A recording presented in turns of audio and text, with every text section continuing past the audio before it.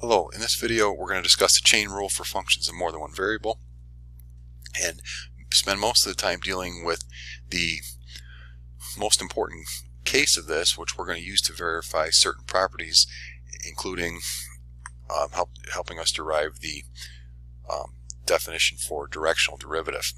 Alright, so what that is looking at a function of two variables and taking that function and restricting it to a curve. We've seen that has happened in various contexts for us. So what we mean is by looking at this kind of composition here, f of r of t, all right, where r of t is a function of, is a curve in, say, 2 space, and its components consist of little x of t and little y of t.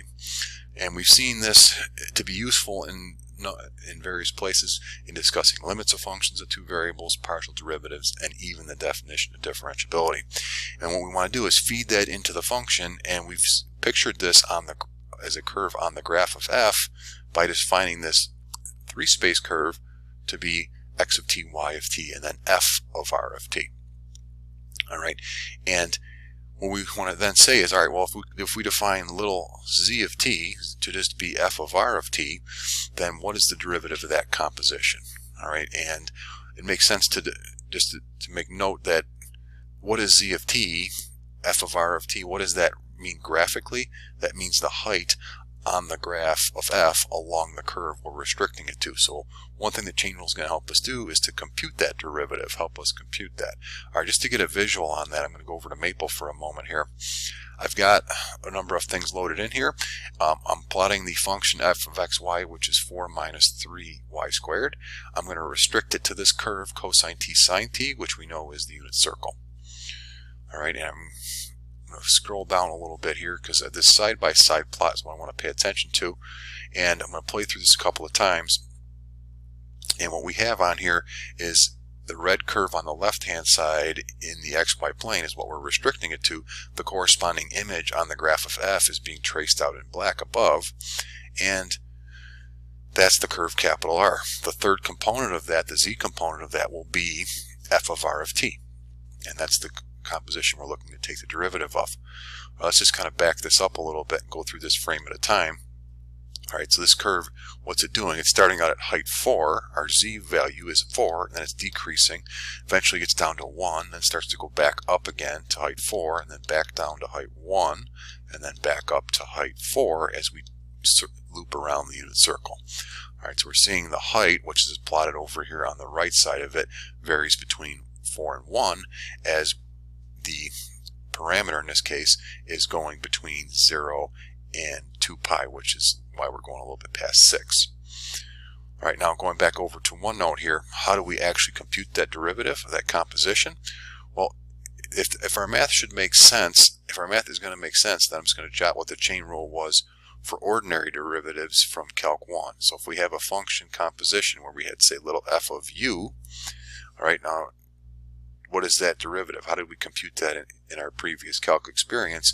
We take the derivative of the outside function, evaluate it at the inside, and multiply that by the derivative of the inside function. So that should look familiar to you from your previous calculus experience. How is that going to manifest itself, or can it, for functions of 2 variables or 3 variables when we're feeding in a curve? Well, it does, and as long as we interpret that product in a certain way.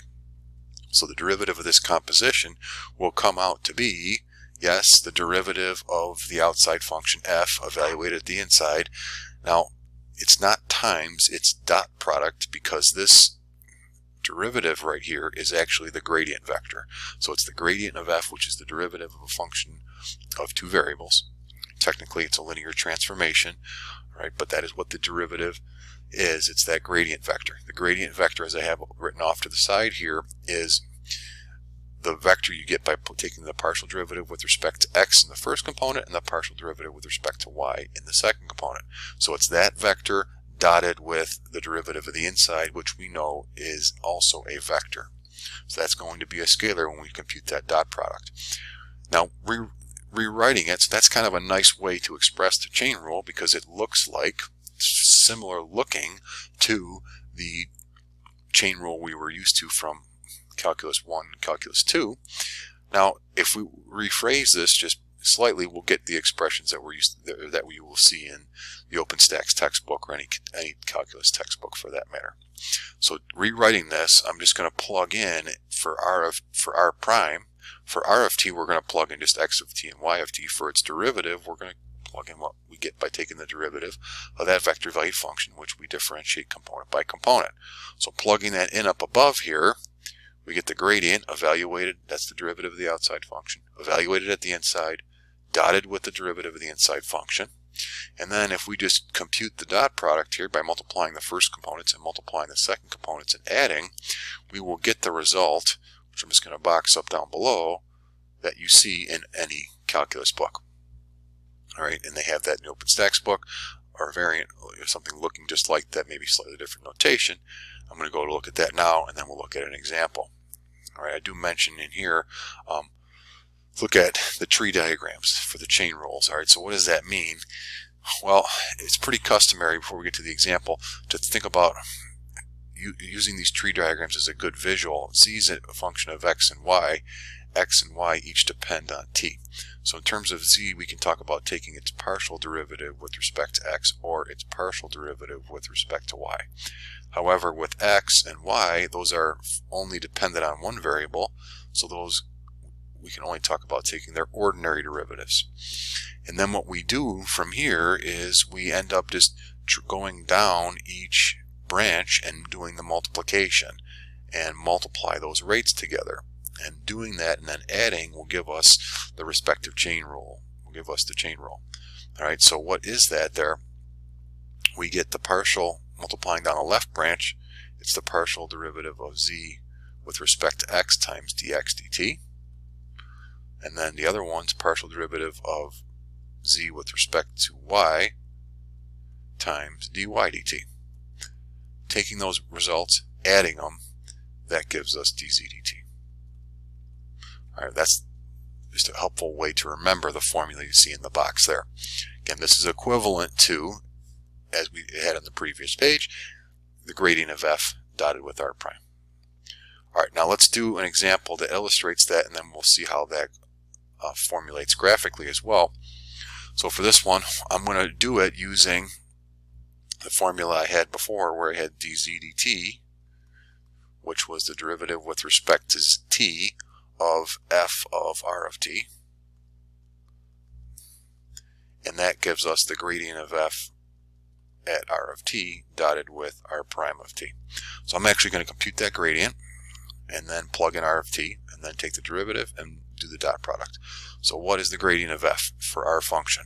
Our function up here, f in this case, is given by, let me just highlight it, is given by the formula 4 minus 3y squared.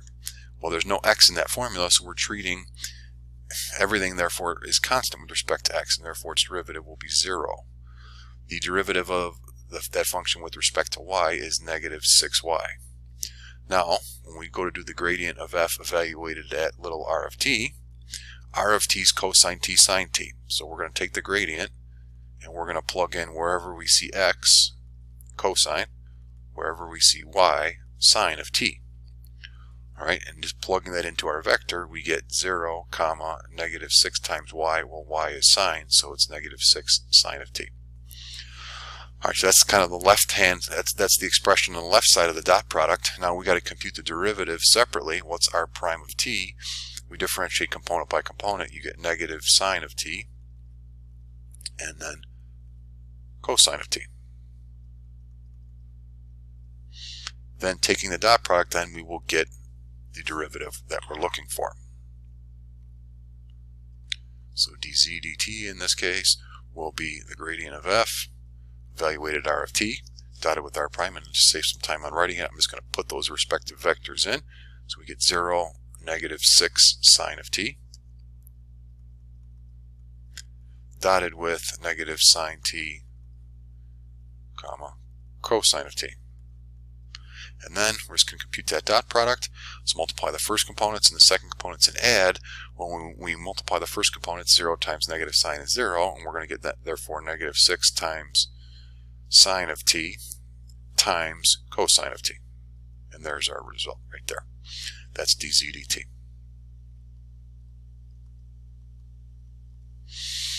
All right, and I'm going to do this an alternate way, and then we're going to look at some other variants of the chain rule to finalize this. So I'm going to skip past this box for a minute here and go back to that example. Okay, I have this copied down below here. So what I want to do is just actually write the composition out and show that we can also do it this way, and that we'll get the same result here. So what happens if we actually just take this function and substitute in cosine t and sine t for x and for y, and then take the derivative with respect to t? Well, this function does 4 minus 3 times the y component squared. So what we're talking about here is 4 minus 3 sine squared. All right, now let's just compute, using the chain rule for ordinary calculus, what the derivative is here. Derivative of 4 would be 0, so we'll get 0 minus. Now we got to bring the 2 down, so I'm just going to leave the negative 3 there. Bring the 2 down. We're going to drop our exponent to 1, leave the inside as sine of t. The chain rule tells us that we then need to multiply by the derivative of the inside function, which is cosine of t. And just cleaning that up a little bit, we end up getting the same result we had before, negative 6 sine of t times cosine of t. Okay, and just to continue on, I'd like to just show you that also graphed in Maple.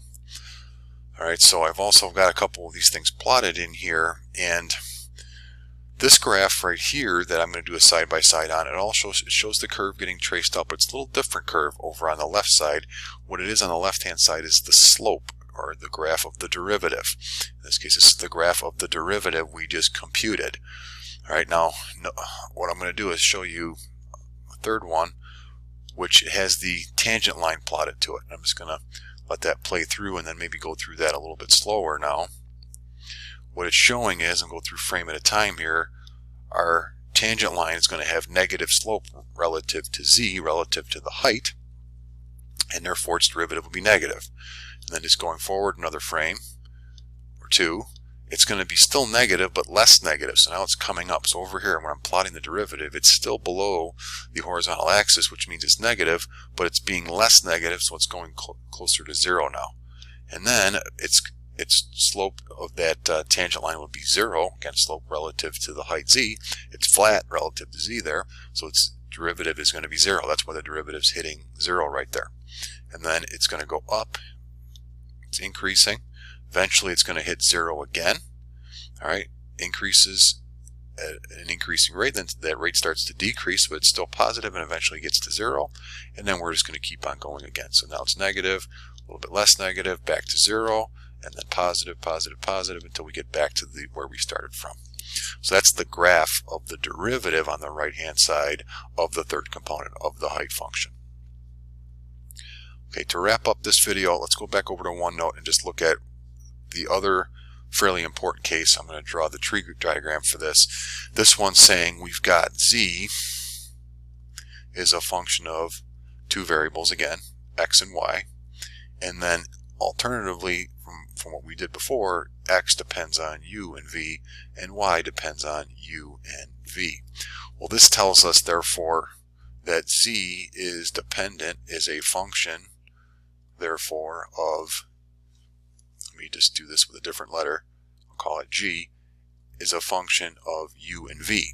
And therefore, what we can talk about taking here is the partial derivative of z with respect to u, and the partial derivative of z with respect to v. And when we do that, we're going to get two different formulas, and those are the formulas that we're seeing up here labeled as 4.31 and 4.32 from the OpenStax book. Notice they're all partial derivatives in there.